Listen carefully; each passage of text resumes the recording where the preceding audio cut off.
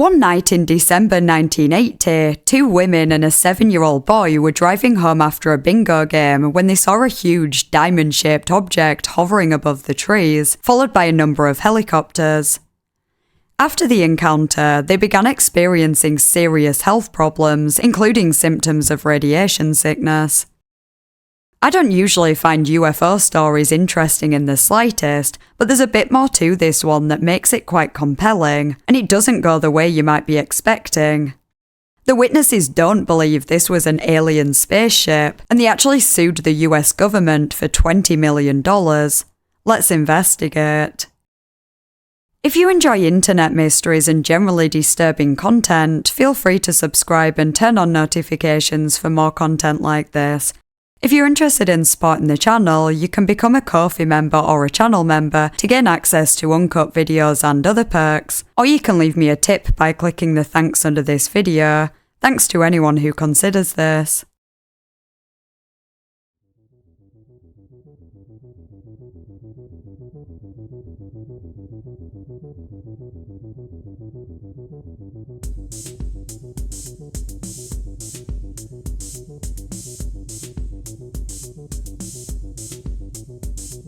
Around 9 PM on the 29th of December 1980, 51-year-old Betty Cash, her 57-year-old friend Vicky Landrum, and Vicky's 7-year-old grandson Colby were on their way home to Dayton, Texas after a bingo game. They were driving down an isolated country road surrounded by trees when they saw an object floating in the air. At first, they didn't think much of it, assuming it was a plane approaching the Houston airport that was around 35 miles away. They continued driving, but the object was moving closer to them and the ground, and they worried if they didn't stop the car it'd end up crashing into them. They described the object as diamond-shaped, a grey metallic colour, and throwing out red and yellow flames. At first they thought it was Jesus, and Vicky said to Colby, who was terrified, "That's Jesus, he will not hurt us." Betty, who was driving, considered turning the car around, but she either decided not to because the road was too narrow or the car wouldn't start again, reports vary. Curiosity got the best of them, and the two women got out of the car to get a better look at the object, but Vicky soon returned to comfort Colby.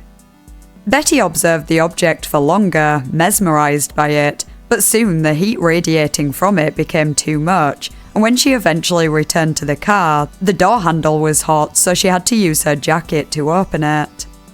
The car had heated up inside too, so much so that when Vicky placed her hand on the dashboard, it felt soft and she left an imprint.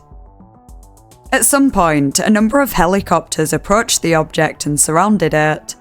Colby counted 23 of them, and they appeared to be Chinooks, which are used by military forces in the US and around the world. When the object and the helicopters left, Betty started the car and continued on the drive home. Later that night, the three of them began experiencing symptoms including nausea, vomiting, diarrhea, weakness, and a burning sensation in their eyes, as if they'd been sunburnt. Betty's symptoms were more severe, and over the next few days, large blisters began forming on her skin. Her face was swollen, and chunks of her hair started falling out. Betty went to the hospital, and at first avoided telling doctors what had happened the other night, fearing she wouldn't be taken seriously. The doctors treated her, but she continued to deteriorate and had to be kept in hospital for 12 days. Eventually, she told one of the doctors about the incident with the UFO, and when they were informed that Vicky and Colby were experiencing similar symptoms too, albeit less severe, they wondered if they had been exposed to radiation, so Betty was treated for radiation sickness. She didn't improve much when she was discharged and had to go back into hospital for another 15 days. It wasn't just Betty and Vicky's health that suffered after the incident. Not only were they affected by whatever they'd seen, but people in their community started avoiding them. No one believed their story, and Vicky even said that her pastor asked her not to go to church anymore. Betty had to close down the cafe she owned and was ruined financially due to her medical bills. Around 4 months after the incident, Vicky developed a cataract in her eye, and in 1983, Betty was diagnosed with breast cancer. She also suffered a heart attack a few years later. Convinced the government were involved in whatever they saw that night, Betty and Vicky decided to sue for $20 million with the help of attorney Pete Gersten, who took on the case pro bono. Officials from the Air Force, Army, Navy and NASA were called to testify, and the case was ongoing for 5 years. Prior to the case, Betty and Vicky had been interviewed at the Bergstrom Air Force Base, and they were determined to be credible witnesses. It was officials at the Air Force Base that had suggested the lawsuit. The following year, a police officer and his wife were interviewed, and they claimed to have seen around 12 Chinook-type helicopters on the night of the incident, near the area that the UFO had been seen. They didn't see the UFO, but said that one or more of the helicopters were shining a bright light down. John Schuessler, an aerospace engineer and co-founder of the Mutual UFO Network, became very involved in the case and later wrote a number of books on it. He claimed that he visited the site of the incident with Betty and Vicky and found a large circular burn mark on the road, but when he returned 3 weeks later, that section of the road had been dug up and replaced. He contacted all of the road agencies in the area and they all denied working on the road, but he claimed to have spoken to some witnesses who saw the road being dug up, with unmarked trucks clearing the debris. He also claimed to have spoken to various other people about the incident itself, and at least 10 individuals had also seen the UFO. Some had seen the helicopters too, and others had only seen the helicopters, like the police officer and his wife. Ken Storch, a police officer and former Air Force sergeant, became a UFO investigator after he was allegedly forced to sign a document preventing him from discussing a UFO incident that he witnessed during his military service. He believed it was a government cover-up. He began investigating the incident witnessed by Betty and Vicky, and when he visited the site, he also noticed that the road had been dug up and refilled, and that there was a lack of trees surrounding this specific spot in the road, as if they had been removed, and those that were in the vicinity looked much younger than the rest of the road. Despite a decent amount of compelling information to support the claims of the witnesses, the judge determined that there was insufficient evidence to prove that any agency of the government had been in possession of the UFO, or that they had operated any of the helicopters that night, and the case was dismissed in August 1986. On the 29th of December 1998, exactly 18 years after the incident, Betty died at the age of 69. Vicky died 9 years later, on the 12th of September 2007, aged 83. Until their deaths, they stuck to their story and maintained that the government were responsible for what happened to them, but they were never able to prove it, and the case remains a mystery to this day. I find this case fascinating because there is more to it than the average UFO sighting, and it doesn't initially seem obviously fabricated. That's not to say I 100% believe Betty and Vicky's theory of what happened, but I'm not totally convinced it's just a hoax for a number of reasons. The main one being that they actually sued the government over it. I don't believe they'd have gone to such lengths if they'd just made the whole story up. I also think it would have been pretty risky to involve Colby in the fabricated story. He was 7 at the time, so he'd hardly have been a reliable accomplice. But he's always stuck to the story too, and appeared in a TV show describing what happened nearly 3 decades later. Other people did report seeing the UFO and the helicopters that night, and others stated they saw lights in the sky. Furthermore, Betty and Vicky did share photographic evidence of their skin problems and hair loss after the incident, and Betty definitely did go to the hospital for treatment. So the only way that could have been faked is if she burnt her own skin and pulled out her own hair, which is extreme, and I think doctors would have noticed anyway. All that said, I do have my doubts about the story, and there are a number of inconsistencies when you dig a little deeper. Some of these are in the retellings of the story. For example, at first, only Colby described the UFO as being diamond-shaped. Betty said that because the light was so bright, she couldn't tell what the shape was, then she later described it as a diamond herself. I'm not going to read too far into these details though. Eyewitness testimony is known to be pretty unreliable, and it doesn't necessarily mean that someone is lying. People can forget details over time, they can have false memories, and be influenced by the accounts of others. It's perfectly plausible that Betty couldn't determine the shape, then after she heard Colby say it was diamond-shaped, she falsely remembered seeing that shape herself. The most questionable part of the story though is the physical evidence that initially makes it seem so believable, the health effects.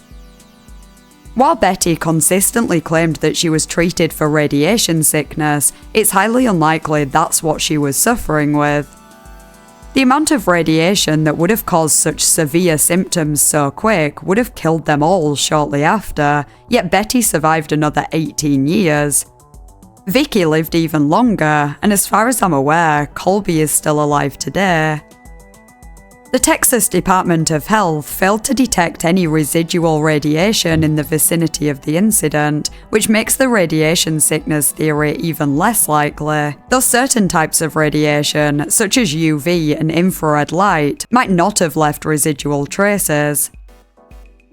John Schuessler, the aerospace engineer mentioned earlier who became involved in the case, also inspected the location and Betty's car with a Geiger counter to check for radioactivity, but found none.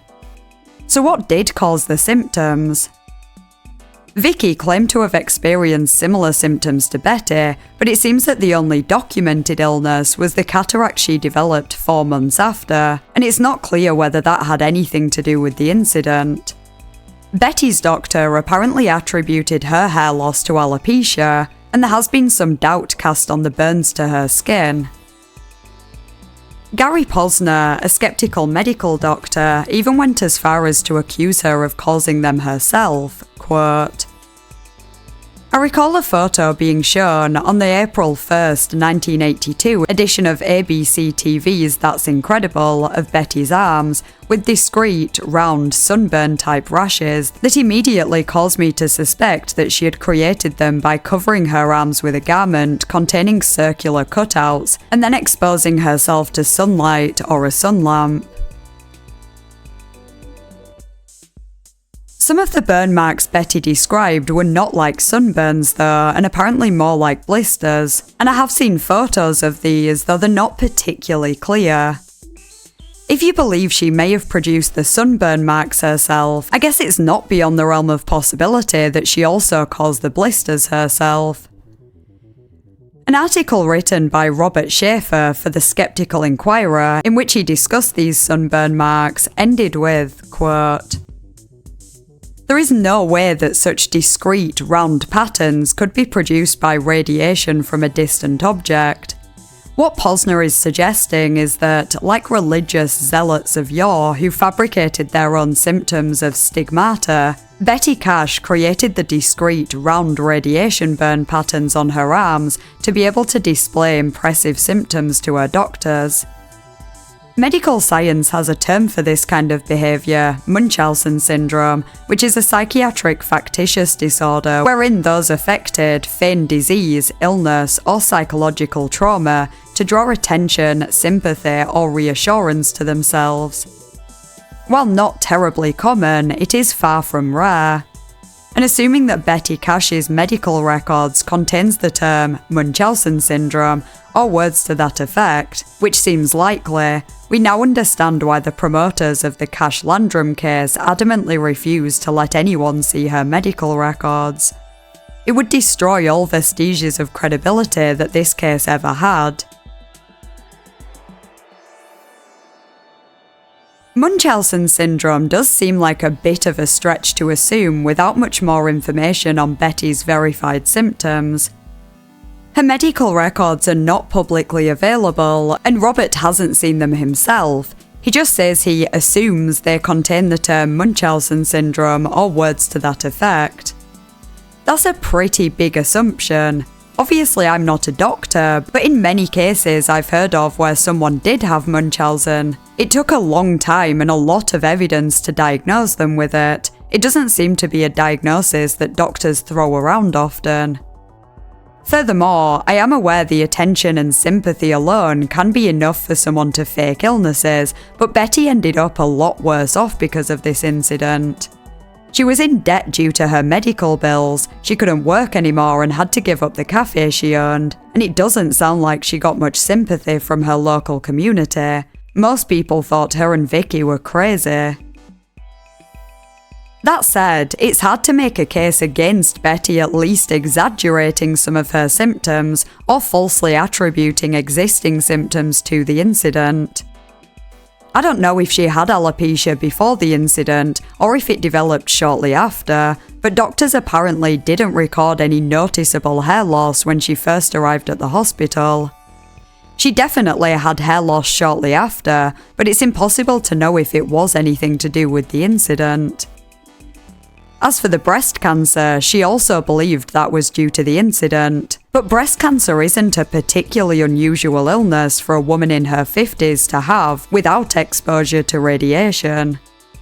Similarly, the heart attack she suffered years later and her cause of death, heart failure, are not uncommon for someone of her age.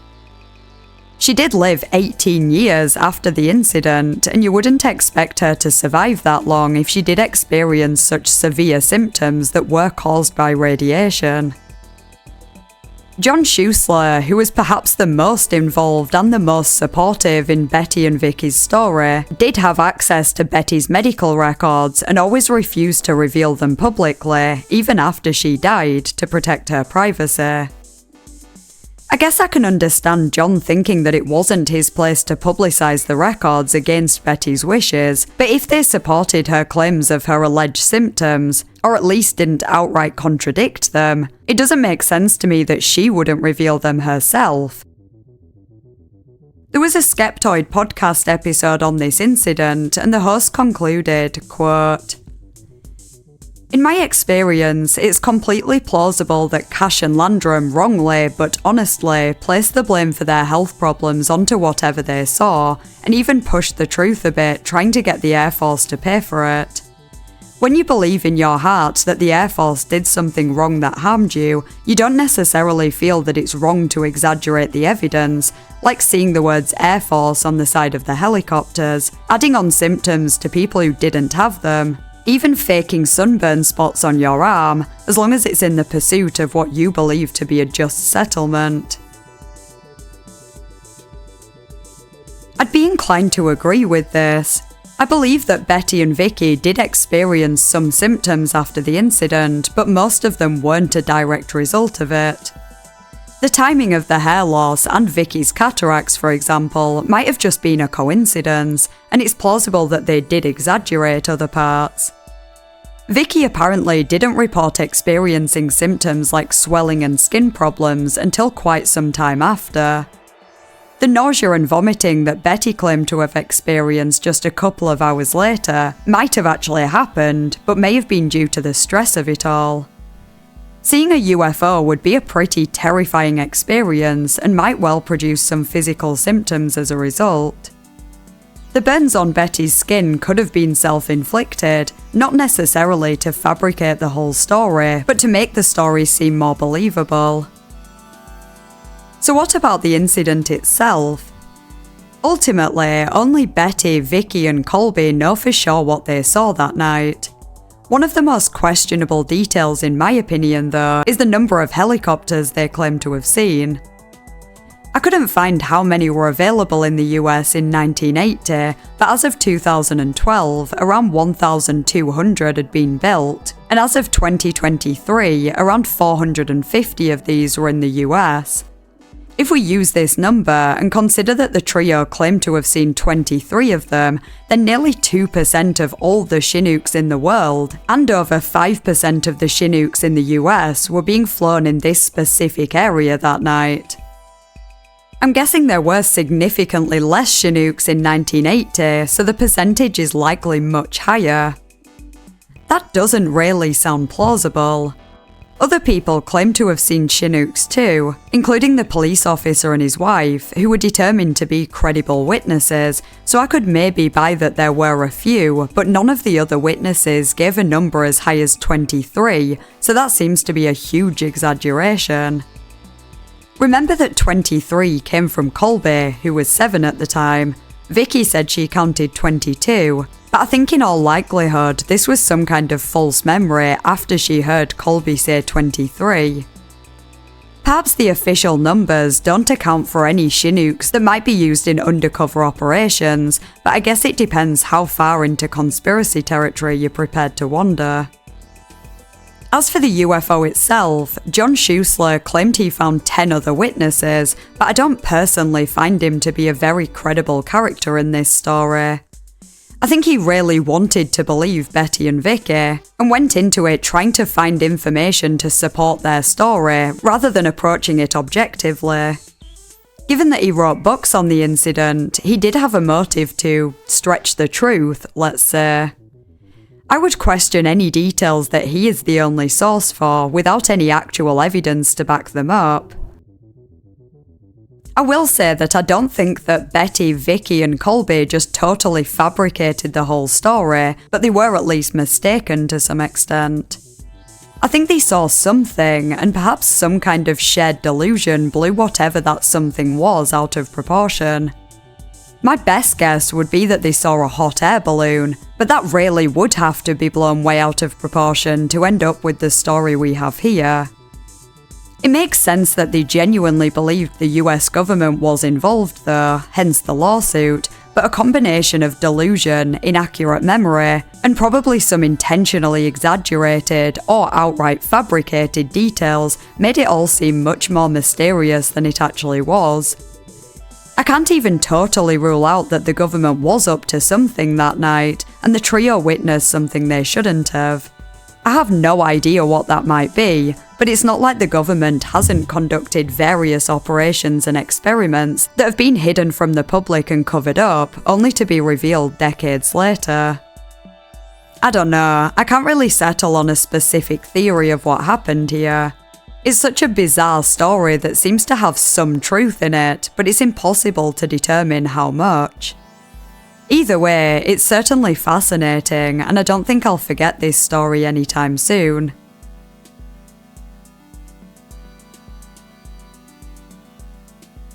I'd be interested to hear your thoughts and theories in the comments, plus any suggestions you might have for a future video.